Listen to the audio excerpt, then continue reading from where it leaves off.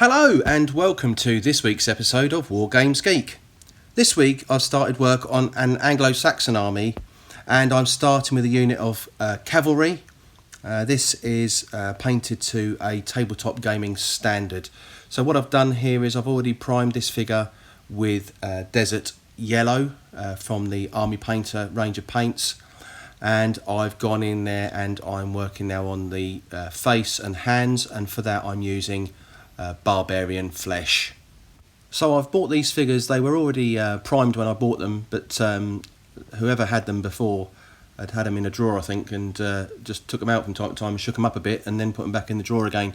So the primer was pretty badly flaked and the bare metal was showing underneath, so I've had to go over the primer that was already on them, which has taken a tiny bit of the detail out. You can see with the hands I'm doing here. The hands, the fingers are a bit more like mittens than fingers, but that's the best I can do with that. So the next thing is, and I'm going in with plate mail metal, and that's to do all of the metal areas. So I'm just going over the figure's helmet at the moment, and you can see below that there's a fair bit of chainmail, and he's got like a fur cloak on, but there's some more chainmail underneath that as well. So just taking my time here. Getting the first layer on here, first base layer of chainmail metal. Just taking my time not to go over the edges where I've already painted in the skin colour. As I say, that was barbarian flesh. So just take your time with it. There's no rush. What I'm going to do here is I'm going to do these to, as I've said already, to a tabletop gaming standard. So you know, the detail will be picked up. Really, the highlighting will be picked up with the dipping process, with the strong tone quick shade dip that I'll use at the end once I've got all the colours in. So yeah, just taking my time, going around the figure, just getting a nice base layer of paint onto it.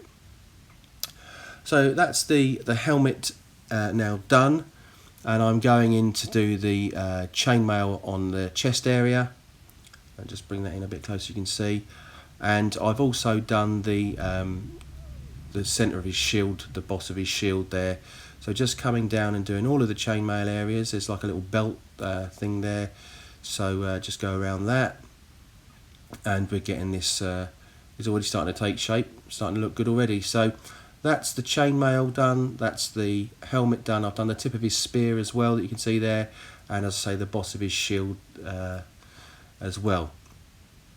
So these figures have got a kind of a strange shield. It's kind of a, it's not a flat shield. So I'm going to paint in the murals on these, and they're going to be very basic. I'm just going to do mainly white, but some will have some sort of half red, half white, and so on and so forth. So just take your time going around the shield boss there, and yeah, just get the first layer of this is matte white, and just get that first layer on there, just to bring that nice and bright. The dipping will make it sort of go off white and dirty looking, which is the sort of appearance I'm aiming for with that.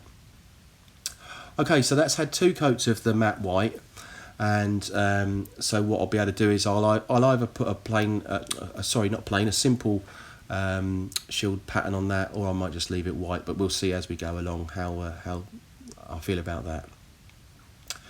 I'm now going in with fur brown, and that's to do the sort of fur cloak that he's wearing over the top of the chainmail.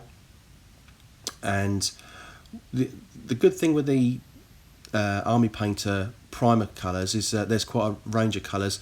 So the horse is actually going to stay that sort of yellowy brown colour, so it saves me painting all that in. But obviously we need to get some different colours onto the figure itself. So as I say, fur brown, and that's the cloak then done.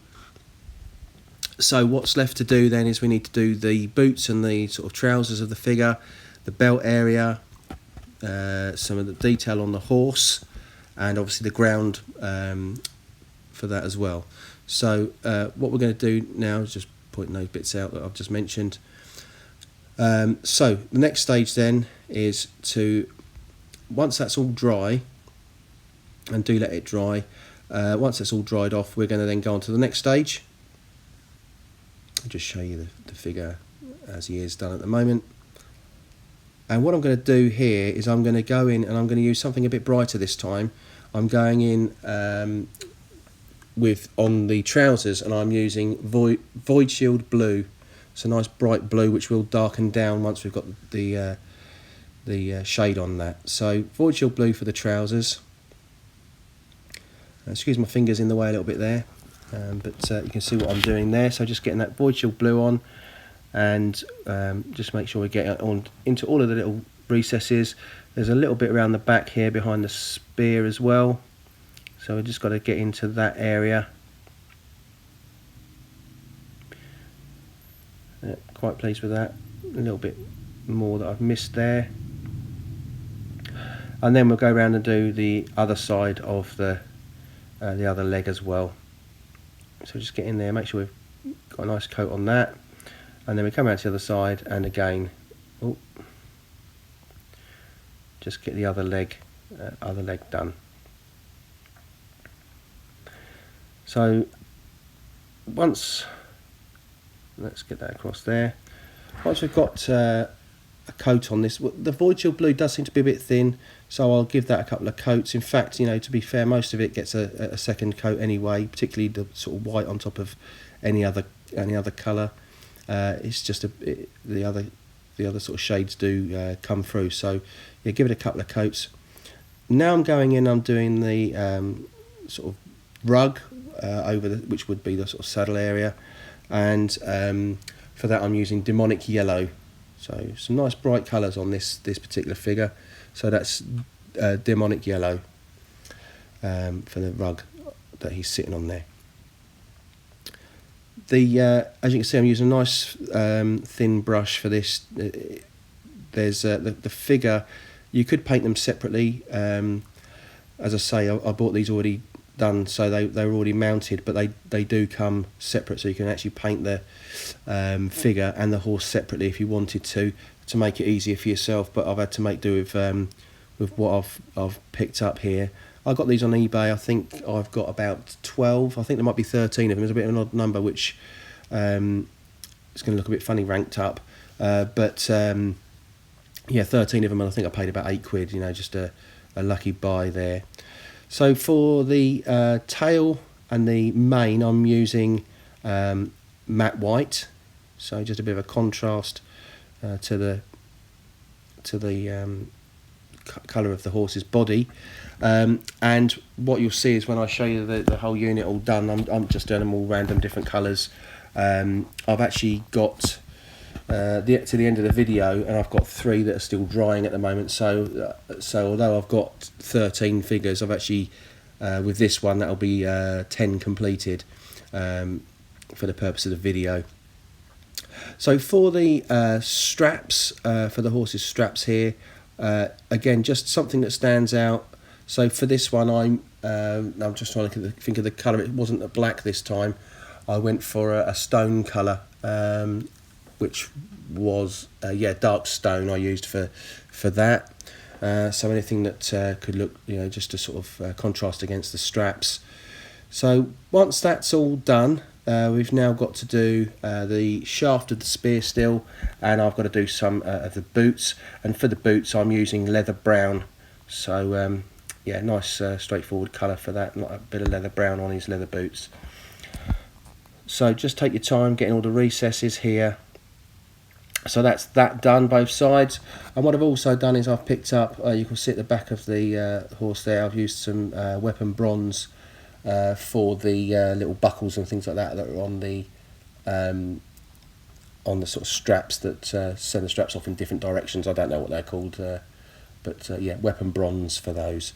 So then for the spear, I'm using oak brown, so a nice dark brown. And the colours look really good together. So that's it so far.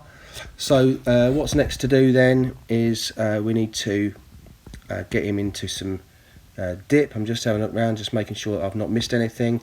So here he is now. He's been dipped, and I did decide to leave the shield plain white. And what I've done here is, rather than actually dipping him, I've painted this is the Quick Shade Strong Tone dip. I've painted it on. If you dip him in, there's going to be an awful lot of waste, so I've just given him a good healthy brushing of that. I've had some kitchen towel to hand, and I've just dabbed off any areas where there was sort of excess pooling and stuff, but it's gone into all of the recesses really nicely. It looks really good, and once it's been sprayed with the matte primer, sorry, not matte primer, the matte varnish, it'll bring that shininess off of it. So let's have a look at him. We'll get him based up, and here he is with his base done, and just done to a nice tabletop wargaming standard. I'm really pleased with how he's come out. What I'll do is I'll add him to the unit, which is on the table behind, and we'll have a look at how they are all together. So let's get them onto the turntable, and there we are. So that's a unit of 10. As I say, I've still got 3 more to do. I'll do those in due course once they've dried off. Hope you've enjoyed the video. I hope you found it useful and informative. As always, please do like, subscribe, share the video. I also really enjoy the comments that I get. I do try to answer all of them, so leave me a comment and I'll get back to you. I hope you've enjoyed it, and as always, thanks for watching.